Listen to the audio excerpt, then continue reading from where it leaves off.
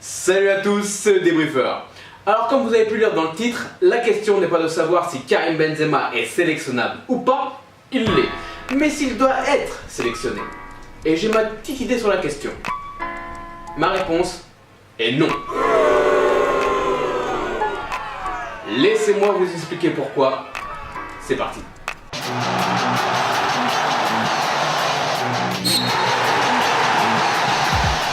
Tout d'abord, Benzema est le meilleur attaquant français actuel, c'est indéniable. Et il est sélectionnable, encore plus depuis la levée de son contrôle judiciaire dans l'affaire de la sextape.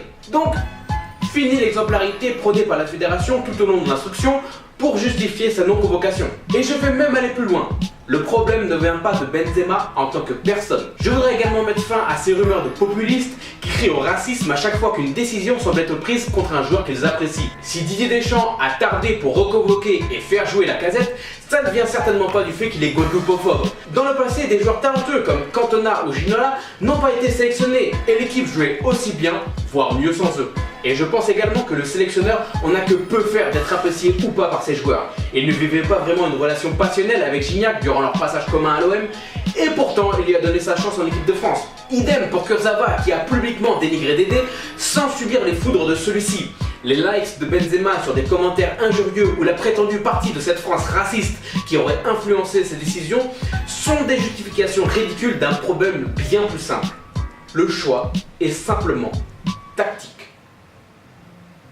Pour comprendre ses choix, il faut avant tout comprendre sa personnalité et s'intéresser de plus près aux schémas d'équipe qui ont fonctionné durant sa carrière d'entraîneur. Lors de son épopée européenne avec l'AS Monaco, mis à part la demi-finale face à Chelsea où il est passé en 4-4-2 avec Torcho et Morientes associés en pointe, le Basque était assez fidèle à son 4-3-3 avec une pointe pivot et remiseur, soit avec l'élégant espagnol, soit avec la brute croate. Le dessin tactique vient assez naturellement.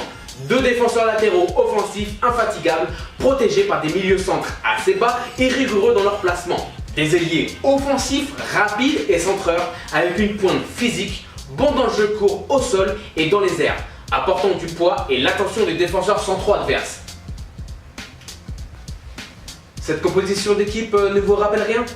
On change les acteurs, mais le film est le même. Et voilà d'ailleurs la composition de l'équipe de la Juventus, avec en réalité un Del Piero qui joue légèrement derrière Trezeguet. Vous remarquerez également le même profil de joueur à chaque poste. Voilà l'équipe type de l'OM durant son passage, avec soit Ayou, soit Bakary Koné sur les côtés, et avec Lucho González en relayeur et organisateur. Alors oui, il rate le titre de champion pour 1 point face à Lyon durant la saison 2002-2003. Oui, il échoue 2 fois en finale, une fois en Ligue des Champions avec Monaco, une fois à l'Euro. Mais il est l'un des footballeurs français les plus titrés, et son intelligence tactique et ses choix avaient déjà une influence sur certains de ses entraîneurs. La qualité d'un entraîneur se juge sur son palmarès et rien d'autre. Le bilan d'entraîneur de Didier Deschamps, c'est une finale de Ligue des Champions avec Monaco et une Coupe de la Ligue. Ensuite, il part à la Juventus et a à la clé un titre et une remontée en Serie A en 2007. Puis il rejoint l'Olympique de Marseille pour sa première saison sur le banc. Il remporte un titre attendu depuis 17 ans, le championnat de France, avec 3 coupes de la Ligue, 2010, 2011, 2012 et 2 trophées des champions. Alors oui, son caractère et sa personnalité peuvent déranger. Quand il arrive à Monaco, il s'embrouille avec Simonet et Gallardo, qui sont respectivement meilleurs joueurs et meilleurs joueurs étrangers et meilleurs joueurs du championnat en 2000. Et ça ne l'empêchera pas de faire une bonne prestation avec cette équipe. Au contraire, chacune de ces expériences de coach se sont arrêtées brusquement avec des tensions qui naissent toujours autour du même sujet, le recrutement, et se cristallisent souvent autour de la même personne, le directeur sportif. Mais en équipe de France, Noël Le Graët lui donne carte blanche, il est libre de faire ce qu'il veut. Alors non, Deschamps n'est pas Bielsa, son but premier n'est pas de faire bien jouer son équipe, mais de les transcender et de les amener à ne jamais accepter la défaite. Écoutons ces anciens joueurs, ces anciens assistants qui parlent de lui. Il a peut-être ce défaut-là de vouloir tout contrôler, mais au final, tout le monde en profite. Je pense qu'il a envie d'avoir le contrôle des choses pour sa propre compréhension. Et qu'il préfère mourir avec ses idées plutôt qu'avec celles des autres. Si tu as un caractère en face, ça peut partir au clash. Et en plus, il ne se démontera pas, c'est qu'il dira ce qu'il aura envie de dire. Il n'a jamais cherché à être lisse, il a toujours cherché à gagner, Didier. Il a toujours cherché à faire gagner son équipe et à gagner lui. Il t'implique et puis il te fait confiance et puis donc du coup tu n'as plus qu'à diluer tranquillement son message, à faire comprendre au groupe que le plus important c'est la gagne. Donc ça parfois c'est plus difficile à faire comprendre. Pas nécessairement bien jouer mais la gagne. Tout le monde ne va pas l'aimer, parce que sa façon d'être, ou voilà, il y a avec des joueurs, ça passera pas. L'argument principal des anti-Deschamps, c'est qu'il n'y a pas de plan de jeu en équipe de France. Je viens de vous prouver le contraire. Son 4-3-3 est le même depuis le début de sa carrière d'entraîneur. Et pour comprendre un peu mieux comment vous voyez les choses, j'ai fait un sondage sur Twitter, avec 3 questions, chacune amenant à la suivante.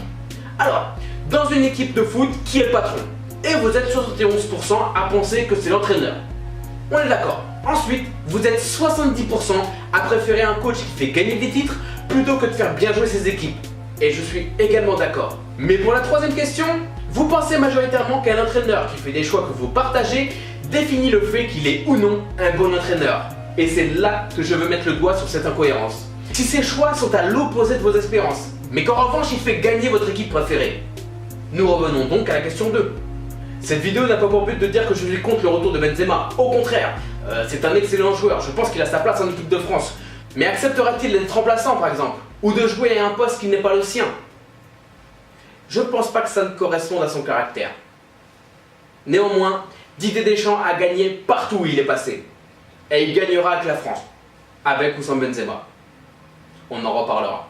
Et voilà, cette vidéo est terminée et j'espère qu'elle vous a plu. Si c'est le cas, n'hésitez pas à vous abonner pour ne pas louper la prochaine. Je vais m'atteler à un sujet tout aussi sensible. L'égalité des salaires entre les footballeurs et les footballeuses. Si vous voulez pas louper cette vidéo, ça se passe ici. N'hésitez pas à lâcher un petit like sur cette vidéo si elle vous a plu. Et également me suivre sur Instagram, Facebook et Twitter. Peut-être pour des prochains sondages.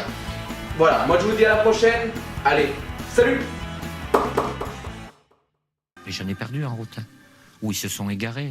Tout dépend un peu des deux, quoi. Ça n'a pas toujours marché non plus, mais voilà, j'ai une ligne directrice. Et une équipe de football, vous ne pouvez pas avoir que des architectes. Il faut des maçons aussi, des bons maçons. Je suis l'entraîneur. Moi, je fonctionne comme ça. C'est moi qui entraîne les joueurs. C'est quand même mieux que ce soit moi qui les choisisse. Je ne dis pas que je ne peux pas me tromper, mais si je me trompe, c'est parce que j'aurais fait les mauvais choix. Est-ce qu'on est plus maître des choses, des événements, Oui. quand on est sélectionneur? Même si j'ai un président.